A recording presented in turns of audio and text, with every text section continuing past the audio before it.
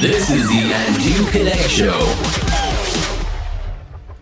Welcome to another episode of the podcast. This will be the last episode of the year, guys. I'm recording this on a beautiful day. It's the 30th of December. Happy birthday, LeBron James. I know you're listening to this, so happy birthday, brother. Keep it up. Go Lakers. Now, being serious, this is going to be the last episode of the year. Thank you if you have been listening to the podcast so far, if you had enjoyed it, if you had a good time.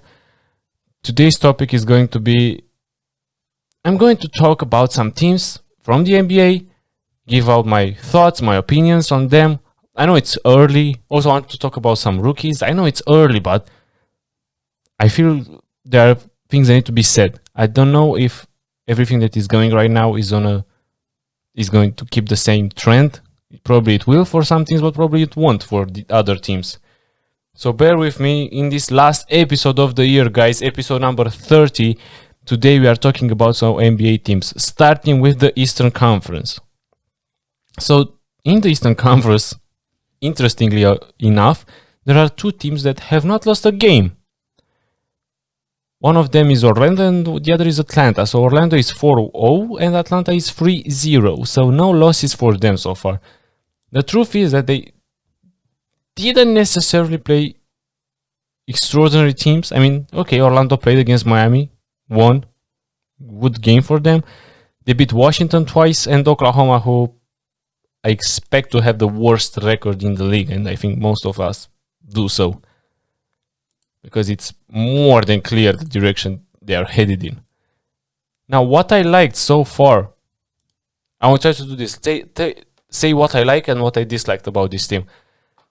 I don't think this trend will continue for Orlando. 4-0, great for them. What I liked and what showed a lot of promise is Markelle Fultz. And actually I never understood why the Philadelphia 76ers gave up on him and got for him Jonathan Simmons, if I'm not mistaken, the pick that, if I remember correctly, didn't pay out to be someone fantastic. Markelle Fultz looks great, so he got that extension. He got his money. Remember, Lonzo Ball didn't. Lauri Markkanen didn't. Same draft. Markelle Fultz did. He got his extension. He got his money. $50 million in 3 years, if I'm not mistaken. So far, it works. And he's only 22. I mean, this is why I didn't understand why they gave up on him so early. He had a 15-point game, then 21, 26, 11. And this is great if you ask me.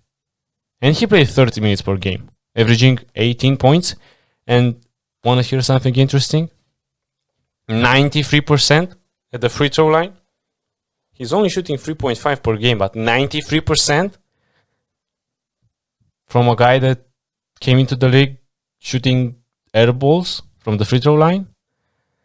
So I root for Markelle. I feel like this is great for him. Elton Brand did a lot of mistakes. Probably he's out of his mind when he sees Markelle now with Orlando. And this is what I like. I'm tired. Honestly, I'm tired of waiting for Aaron Gordon to develop into kind of that all-star we've all been waiting for. Terrence Ross had some great games with that six-man role. He's actually the leading scorer in this team, coming from the bench, 21 points. Vucevic is playing great with 20 points. And Cole Anthony, the rookie, shows some potential in there. I mean, it's not like I don't think he can be a Rookie of the Year candidate necessarily, but I think he can produce a surprise. I mean, play decent. Really decent. Now, the story is a bit different with Atlanta. They are the number 2 seed, 3-0. Trae Young has been balling, man. He's averaging so far 34 points. They played Chicago, Memphis, and Detroit, 3 of the worst teams. This is why I don't count necessarily this happening. They have a great offense, man. I mean, with Young, Bogdanovic, Gallinari, John Collins. Rondo played the game. Capella played his first game since he joined the Hawks, which seems like a million years ago. He just played his first game. Yeah, I don't expect this also to last for the Atlanta Hawks, although in my early predictions, I think I said that they might make the playoffs. maybe win in the play-in if they are not already in the 7th or 8th seed. So this is an amazingly talented team when it comes to the offensive side. It is the defense that really worries me, and other than Clint Capella, who can protect that rim and not at an elite level, not at the level you would want, but he's capable of doing great things there. I thought the trade they made, so they acquired Capella, and I thought it could be interesting because Trae Young can kind of have the same game like Harden. Like what I mean by that is that he can coexist with Capella the same way as Harden did. That it's more than clear that Capella had the greatest part of his career near Harden. Then the number 3 seed is Indiana, who just lost. They were 3-0 as well. The only thing that worries me about Indiana is not necessarily Victor Oladipo, the collection of talent they have, because Sabonis is back, he looks amazing. Brogdon, great. TJ Warren, he cooled off from the bubble, but he still played all right. Oladipo is actually the leading scorer right now, 22.7 points. I don't know if this will last. I don't know what's the situation there with Miles Turner. I think he's kind of upset because he's probably very tired about all those trade rumors he has been in. The situation for me is interesting because Oladipo is in a contract year, so you know he's gonna ball out. Whether this will affect the team in a negative way,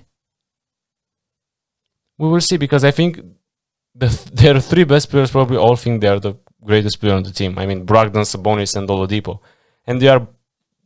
This is a great trio, a 3 young, great trio. We will see how they will move forward. Now, the next team is an interesting one. The Philadelphia 76ers. They are 3-1. I like Joel Embiid looks ready to destroy the East. I think it's for the first time I saw him like this. He's putting his body on the line. You saw that the other night. You kind of were scared if you're a Sixers fan. He's averaging 28.3 and he's playing great. He said, I think it was a report earlier in the offseason, that he now bought a nutritionist he spent a lot of money on his body and on his well-being, and which is a great thing, and you want him to do that, because I think this Philadelphia 76ers team is way better than the team from last season. Ben Simmons only averaging 14 points so far. Kind of a slow start for him. I expect more from him. Tobias Harris looks better than last year, and I think this is a good sign. Now let's go to Cleveland. The thing in Cleveland, I really like Colin Sexton development. I think it started at the second half of last season. He started to be great, but it was kind of overshadowed because Cleveland is one of the worst teams in the league. And because, the pandemic happened and they were not in playoff contention whatsoever. Right now, he's averaging 25. Drummond has played good. Garland has also played better than last season. I don't know what's going on with Kevin Love. Rough start for him. And I like what I see from this rookie they drafted with the 5th pick, I think, Isaac Okoro. He looks promising. I mean, he's one of the rookies that you don't see necessarily the production on the scoreboard, but if you watch the Cleveland games, you see that he knows where to position himself, and he knows the game, and he's prepared for the league. Now the next team is Brooklyn, who have a 2-game losing streak after the league took a big scare after the first 2 games they had. They lost to Memphis and they lost to the Hornets, but the Memphis win, KD and Kyrie didn't play. And what scares me about this team right now is Dinwiddie's injury. I mean, I'm looking now at the top players in points, and Dinwiddie is number 8, which is kind of weird. And the number 4 is Chris Chouza. This probably won't last. But Kyrie and KD looked formidable together, and I think losing Dinwiddie is kind of a big blow because of, obviously, their depth. They are a scary team because they are deep. and Dinwiddie allowed them to play with 3 more than capable ball handlers in the starting lineup in Kyrie, KD, and Dinwiddie. Now that, and I really like LeVert off the bench. He looks like the kind of guy that, without problem, 5 minutes for every quarter can carry the offense. And losing Dinwiddie, I don't know if LeVert is going to start for him or Timothé Luau-Cabarrot maybe. I don't know. We will see how they think is the best strategy. I really liked, though, Caris LeVert off the bench. He really looked good. So, and I want to say something. I don't think this Dinwiddie injury really affects their potential James Harden trade, because I think if the Nets would have really wanted to trade for James Harden, I think they would have done it so far. I don't know this situation. Obviously, nobody knows what is really happening behind the curtains, but I don't think the Nets really want Harden that bad right now. Maybe at the beginning, they were in a hurry, rush. They didn't know what to expect from Kyrie and KD. But right now, after they saw that they can put the league on notice, I don't see how they wouldn't rush to trade for James Harden, honestly. Then we have the Knicks. Nothing to say really here. It's a blow that they lost the rookie Obi Toppin. I don't know how much he will be out, but Julius Randle is balling so far. RJ Barrett looks better than last season, more focused at least. And I think that's all. They are 2-2. I think they will be a below 500 team. Right now they are at 500, and yeah, that's all about the Knicks. Sorry, Knicks fans, but nothing really to say. Then we move to Boston, where I think Boston is an under the radar Harden potential trade. Just finished talking about this. But I mean, I think that Houston would be very interesting in acquiring Jaylen Brown, because probably he and Marcus Smart would be on the table for James Harden. But I don't think the Celtics should do that. As appealing as it sounds to have Harden, who, if you didn't watch those 2 Houston Rockets games, he's unbelievable, man. There will always report that he's not in shape. He was clubbing in Vegas, in Atlanta, whatever. He looks amazing. Amazing. Never doubt a superstar. So I want to say that so far, after these 4 games, Jaylen Brown looks like the better player. Looks like he's more focused, at least for the moment, than Jason Tatum. And I like this. Jaylen Brown is a player that developed every year, step by step. He looks amazing. And another thing that caught my attention with the Celtics is that guard that they drafted from Oregon, Peyton Pritchard. Man, this guy spent 4 years in college. And he looks amazing. I mean, right now he's the 6th best scorer. Of course, Kemba has not played so far. But he looks amazing, and he looks like he really knows all the plays. He knows where to sit. He knows when to attack, when to shoot. He's shooting great. He's attacking. He has no fear whatsoever. He might be an all-rookie second team, if not even the first team, if his development continues, if his trend moves in the right direction. So Milwaukee, this is a very interesting situation because, yeah, of course, there were a lot of talks. Giannis signed the Supermax. They brought Drew Holiday. DiVincenzo looks better. I need to say this. DiVincenzo looks better. But it's weird. So they lost the first game by a weird buzzer beater. Then they destroyed the Golden State. Then they lost by 20 points to the Knicks. And then they took their revenge, of course, in the regular season. Doesn't matter necessarily that big, but they almost won by 50 against the Miami Heat that destroyed them. And Giannis had 2 bad games. He only scored 9 points in that Miami Heat victory. And curiously enough, they established the record, right? 29 threes in the game. You want to know who's the only player who didn't score a free in this Miami Heat Milwaukee Bucks game from the Bucks, I mean? Giannis. Isn't that weird? I mean, yeah, I know he's not a great 3-point shooter, but his brother scored the point and he played some quality minutes. I mean, he played 20 minutes. Yeah, Giannis was the only player who didn't score a 3-pointer, which is interesting. I don't expect this to last. He's right now averaging 21 points. I don't think this will last. But a shaky start of the year, I might say, for him. And a great start from Chris Middleton. Really great. Miami, they are 1-2. Not much to talk. Yeah, the only thing I want to say about Miami is that I like their rookie, that Precious kid. Other than his name, that is really great. I like he's also proves to be a great rookie. The Miami Heat always find a way to draft some talent. So far, so good. Jimmy Butler is the 6th leading scorer. He didn't play a game. Rough games he played. He's averaging 11 points. He injured himself. Nothing big, but yeah, this is probably a big explanation for why they are only 1-2. And as I said earlier in the episode, this is still early. I'm not projecting that this will continue for every team. I mean, yeah, Brooklyn is 6 right now, but do you really think Brooklyn would end up in the 6th seed? Same for Orlando, they're number 1. So Hornets, yeah, here nothing really to say other than Terry Rozier looks really great. Gordon Hayward, yeah, it's his team. Apparently, he does what he wants. He's a great offensive player so far.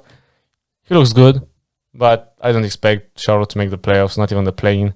LaMelo Ball, too much hype. Yeah, his vision is good. He had 0 points in his first game, then he had 6 points in his third game. He's shooting 50% from the free-throw line, 27% from the field, from the 2-pointers, I mean. So a good rebounder. But I think he needs to play more. And as I said, so far, yeah, he doesn't look like a third pick material, if you know what I mean. And then we have Chicago, who, yeah, they are a young team, but every year you are wondering, like, is Lauri Markkanen going to finally take that step and become like a borderline all-star? I don't know. Wendell looks good. The rookie, they drafted Patrick Williams. Under the radar because no one is really talking about it, but he played solid so far. I kind of wonder why are they 1-4 because they lost that buzzer beater game to Golden State, which would have been a solid victory. They're going back to playing. They will play again in DC after they defeated them. Kobe White looks good.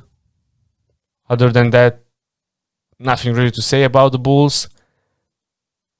Going back to the rankings on the 13th seed, and I'm not sure if I want to see a surprise because after the Raptors won the championship, Kawhi left, Danny Green left, and they lost their 2 centers, which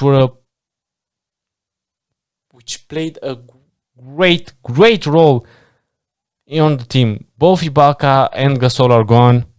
Lowry, I think, is 36.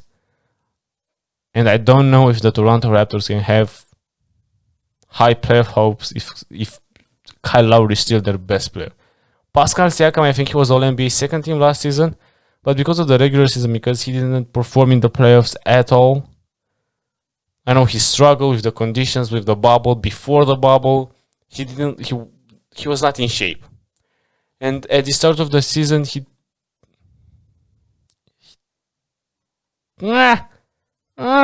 doesn't look that great. He doesn't look like that All-NBA second team. He didn't took that step. They paid OG. OG needs to make a step as well. So the future of the team is OG and Pascal. Of course, Fred VanVleet is still there and he's a good player, but I don't know if you can count. I don't know if Fred VanVleet can be your second best player. I'm not saying that he is right now, but Pascal and OG need to take a step. Chris Boucher and Aaron Baines is right now the center rotation, which is obviously much worse than Ibaka and Gasol. But don't underestimate Nick Nurse because he's a great coach. Now, the last 2 teams are 2 teams that are at 0-4. The Detroit Pistons, who, I don't know, I said this before, they were drunk in the offseason. I don't know what happens. Jeremy Grant got his switch. His usage rate is plummeting. He's like Westbrook in that MVP year. He's shooting 20 shots a game. Okay, but is that good for what? They are 0-4. I think Blake Griffin needs to go out. Same for Derrick Rose, because Derrick Rose last year plays great, and I still think he can help a contending team coming off the bench. I think he is 100% is going to be Derrick Rose trade buzz before the trade deadline from the contenders. The rookie they drafted, Killian Hayes, disappointing. Can I say that? I don't want... Disappointing. 0 points in the last game. Did he even play? Yeah, he played. 0 points in that Golden State Warriors loss. Yikes. 16 minutes played, 0 points. So I don't know what this team is doing other than Jeremy Grant, who shoots 20 times a game. As I said, he got his wish. He got his money. He got his team, but yikes. Doesn't look good at all. And another team that had a disappointing start of the season, the number 15 seed right now in the East, the Washington Wizards. I thought that for sure this team is a contending team, man. I mean, yeah, okay, Westbrook is averaging a triple-double with 19 points. Bradley Beal is averaging 32, but... And the rookie, I like the rookie. Deni Avdija, he looks good. He really does. But they lost 4 games, and it's not like they played top-tier teams. They lost to Philly, yeah, okay. But then 2 losses against the number 1 seed Orlando and 1 loss against Chicago. So they need to get the revenge later tonight, I think, or tomorrow, when they play again. But this team is a playoff team. I mean, I don't care what anyone says. The roster you have, Bradley Beal and James Harden, this team is a playoff team. Going to the West with a speedier pace, let's say we're already 20 minutes in. We have the Phoenix Suns, unbelievable. This is what I expected. They are 3-1. D-Book and Chris Paul look amazing together. Cam Johnson, 15 points. DeAndre Ayton, I think, needs to step up his game. You can see why the addition of Jay Crowder was so good. He's the role player every team needs and wants. The Clippers are 3-1, and their only loss was that disaster loss against Mavericks. I don't want to overreact to that, but I don't care who you are, I don't care what you are, and who plays and who doesn't play. You shouldn't lose against 50. Don't give me the excuse Kawhi was not playing, Porzingis was not playing as well. I don't know what happened. Let's not talk about it. Ibaka looks good. This is the only positive, let's say. They look good, and they are a contending team, obviously. They will not be judged by the regular season performance. Now, Sacramento Kings. I really want to say something about the Sacramento Kings. De'Aaron Fox, as much as I love him, I think it's time for him to take that step, that Trae Young leap, that Ja Morant leap. I don't want to say right now that Ja Morant is better than De'Aaron Fox, but I think the only reason I'm not saying that is because I'm a huge De'Aaron Fox fan, but Ja Morant is looking unbelievable, and I think De'Aaron Fox needs to be more aggressive. His speed is insane. He's a good athlete. He can shoot the ball, obviously. He can handle, he can pass. I want to see him average more points. I want to see him take a bigger step offensive. Marvin Bagley looks good. I really wanted to see these two guys play more together because Bagley was injured last season and he didn't play so much. And the wild card, if you want, a guy that many draft experts projected that should be drafted much higher, Tyrese Halliburton. Man, he looked amazing so far. He really did. I mean, he's averaging 10 points with 5 assists. And what more can you want? He's a rookie. He can be the rookie of the year. The Knicks passed up on him for that Obi Toppin guy who only got to see one match, I think. So yeah, Tyrese Halliburton. So far, I think the top 3 rookies so far are Wiseman, Halliburton, and Edwards. But I think Halliburton, yeah, he was a late lottery pick. So interesting for some teams that passed up on him. Utah Jazz are 2-1, yeah. They didn't make I don't think they make any significant move other than paying Jordan Clarkson. So far, he played good. He's averaging 18 points. He's that spark plug off the bench. Donovan Mitchell, he's only averaging 20 points. I think he needs to do more, but they are 2-1. So, as I said, it's still the start of the season. The San Antonio Spurs are also 2-1, and I really thought that San Antonio, I mean, they might be, but I don't know, finally decide that they need to take a step back and maybe not be in the playoffs for 2 or 3 years in a row. DeMar DeRozan, he's looking good so far, 21 points. Also, the guy they drafted, Devin Vassell, didn't play that much, but the few minutes he's been on the court, he looks great, and I expect nothing else from the San Antonio Spurs. They always know how to draft, and if the guy they drafted is not that ready, let's say, in his first year, they have a player development staff that is unbelievable. DeJounte Murray, averaging 15 points. I really like this guy, and I think he will be better. Portland is 2-1. Great game against the Lakers. Great game for Gary Trent. Carmelo looks like he's embracing that off the bench guy. Covington, on the other hand, only averaging 4.7 points. Yeah, he needs more. He needs to average more. In his debut, he had only 1 point. He didn't have a double-digit game so far. So if the Portland Trailblazers really feel like they can be contenders, they need more from him, because they traded 2 first-round picks for him. Remember that. So you don't trade 2 first-round picks for a guy who will average 4 points for you. Then there are the Lakers, 2-2. Disappointing loss to the Trailblazers. Other than that, nothing to say. The Lakers and the Miami Heat are the team who had 2 months. Not really that, I think, off season. So I will not judge them that early. In the Minnesota, terrible news, losing Karl Anthony Towns for, I really don't know why. Well, not why, I really don't know for how long. But yeah, the Towns injury is not a good sign. Anthony Edwards, on the other hand, he looks alright. He looks better than I expected, because I really had a big question mark when he said that he doesn't love the NBA, or he doesn't love basketball, or he doesn't know if he, I don't know, he had a controversial take that I really raised my eyebrows and were like, what? So you will probably be drafted the number 1 guy and you say you don't love basketball? That was crazy. New Orleans, this is also a team I don't understand what they did in the offseason. Ingram and Williamson look amazing. Ball and Bledsoe, not really. And I don't know why they extended Steven Adams. I don't know why they traded for him initially.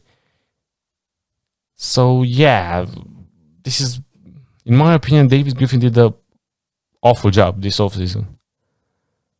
I mean, they traded Holiday for a gazillion of picks, which is great, but I don't think Ball and Bledsoe can coexist, and not on the same time. Make one of them come off the bench, because bro, they don't have shooting. Another team that is 2-2 is the Golden State, which, remember that the Golden State Warriors had a terrible start of the year last season without Clay.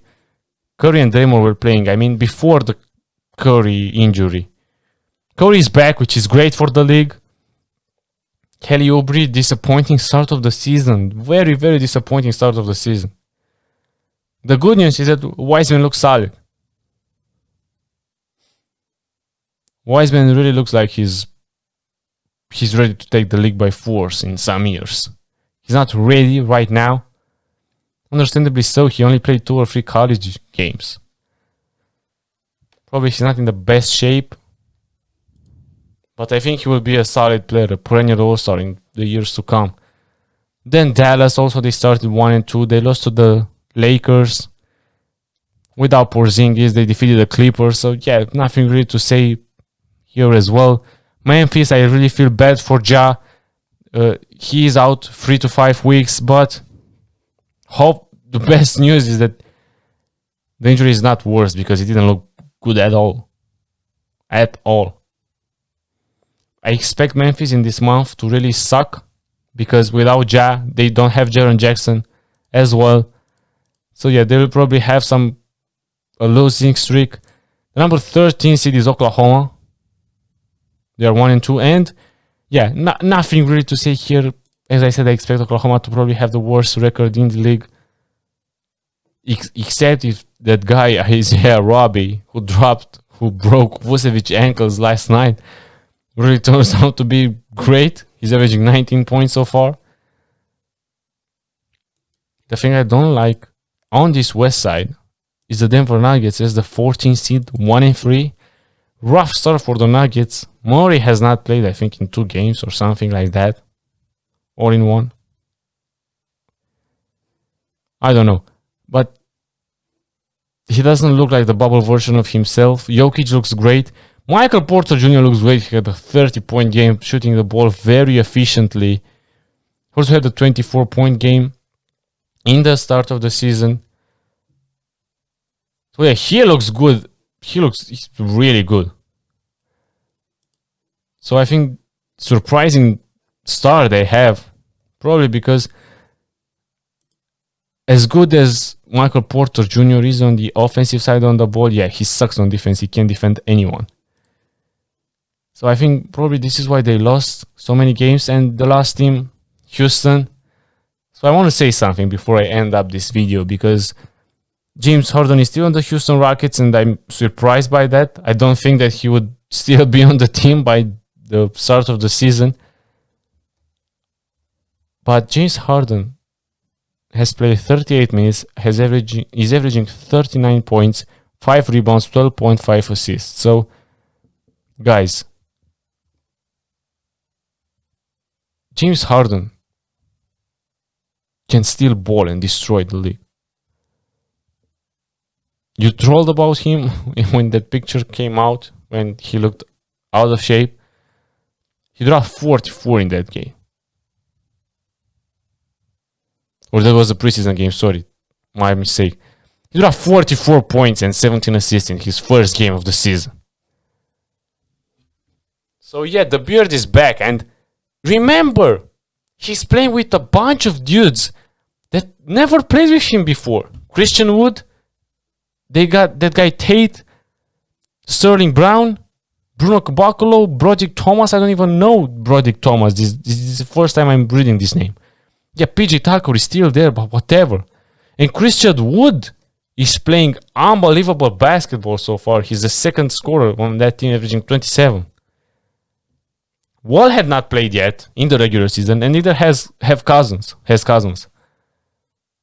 So I don't know if the Houston strategy will really be, yeah, we're not gonna trade you whatsoever. We will see how you play with Wall and Cousins. But even if, let's say, they go on a 10-game winning streak and they really play good together and they develop something of a chemistry with Wall and Cousins, I mean, and if Cousins proves to be good, I don't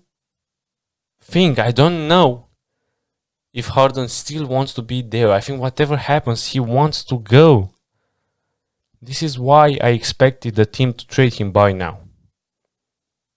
So guys, I will wrap up the episode here.